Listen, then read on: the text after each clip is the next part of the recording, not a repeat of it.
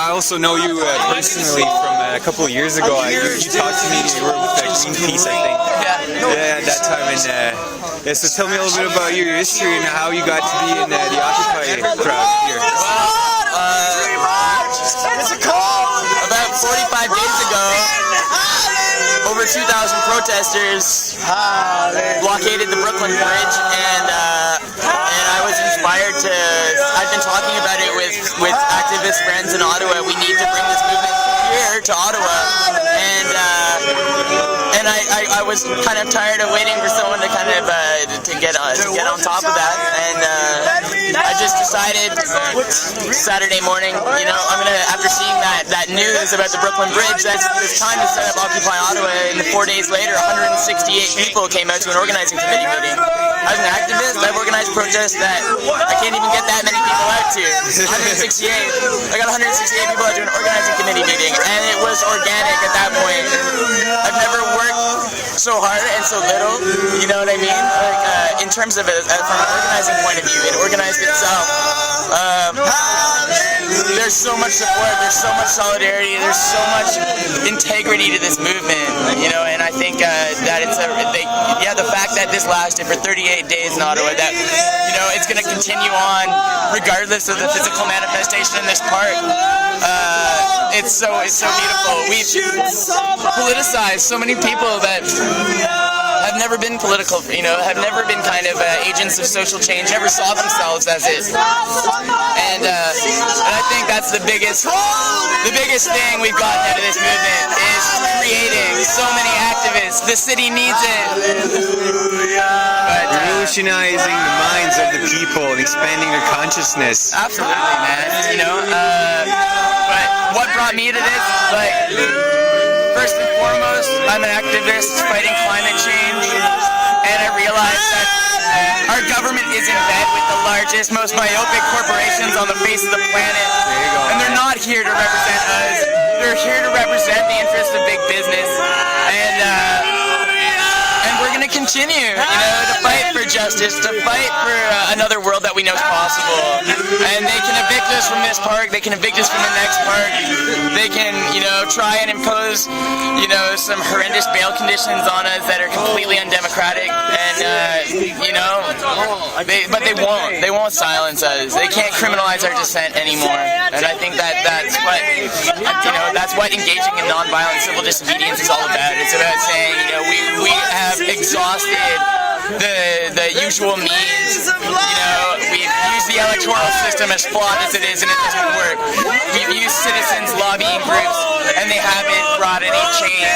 You know, we've organized countless demonstrations on the Hill and disbanded, feeling defeated, and it's time to step it up. It's time to put our personal freedoms and our rights on the line, because those rights and freedoms are quickly becoming privileges that they are taking away. And you know what? Like, I can't think of anything, you know, that's worth fighting for more than this. So. And even if you get evicted from this park, like you were saying, you're going to go occupy an underpark, right? That's right. This is only a chapter in this big story that's being unfolded before our eyes, right? Absolutely. And it's just about, even if you get evicted here, you can still retreat and go back and lead and get your forces back together, get accreditation, and even come back in stronger. You know, we were here on the 15th of October, I think, when it first started. You said 168 people, and I think there was like way much more than that. On October, well, what was it, the Thursday, so 9 days before that, on October the 6th, we had an organizing committee meeting. Like, I threw up the Facebook page on October 3rd. 4 days later, so on October 7th, we had an organizing committee meeting, and yeah, 168 people people showed up to help organize what you saw on the 15th, which was somewhere between 700 and 800 people.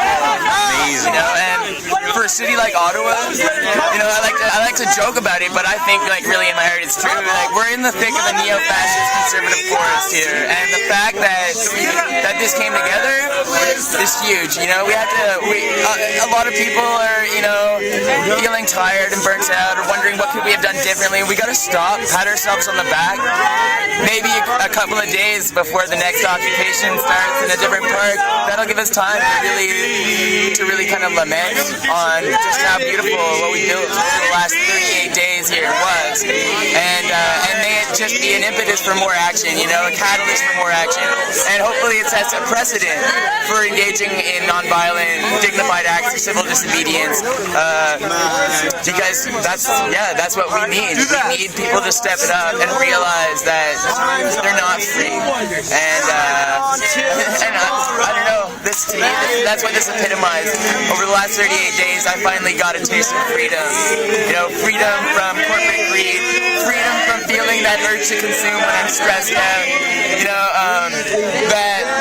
that really individualistic, kind of selfish, kind of egotistical sort of mentality that we're oftentimes a part of, that we don't even, you know, that we maybe don't even realize.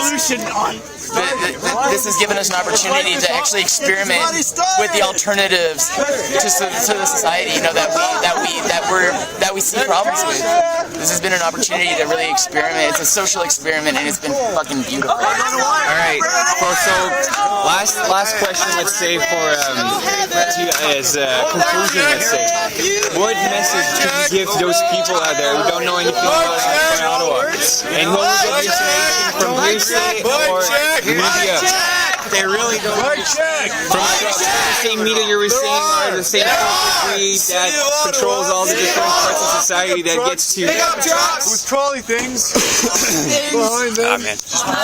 Gathering down the street on Laurier. So that's pretty a sign. Get ready! I smell bacon. Thank you. We will not be moved. Hallelujah. But what you saying? Yeah. Do we have time, you think, before the cops show up? Please. Dispatch some scouts. To determine what? Equipment is over there. I volunteer myself. Those who want to join me. Laurier, where? Oh, really? Who's going? So sorry, I was saying, What's the message? what message would you have for someone who's out there who has no idea, has no, like, I would say, like, activist flame inside of him, you know, and doesn't know really what's going on in the world or really what the Occupy movement is all about? It sounds cheesy, man, but I'd say don't knockupy it until you occupy it. You know, like, that's a good one. You can look at Facebook and you can look at people kind of criticizing this movement from social media, from media, but until you're here and you're a part of it, and you know, the media will say what they will, but if you actually spend a couple of hours here, you realize that there's so many reasons to be here. We just can't sum it up in one, you know, succinct statement. There's so many reasons to be here, and I think people like that maybe didn't get politically involved this time around, I hope next time that they do, and I think that it's going to be that much more likely that they are engaged because their friends and family members may have been engaged in this first sort of wave. And like I said, you know, there's a lot of activists in Ottawa, but we just created a whole shitload more, and we're going to create, I think this movement, one of the greatest potentials it has is to create more agents of social change, and that's exactly what we need.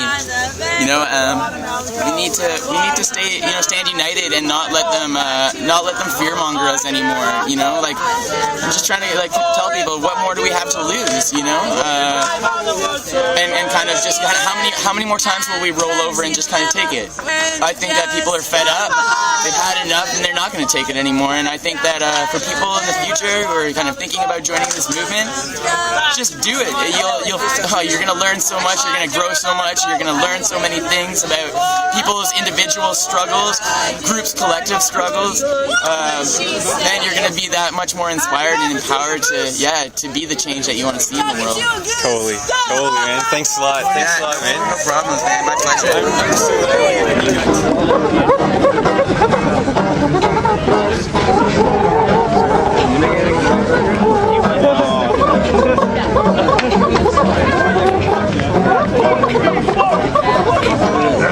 on.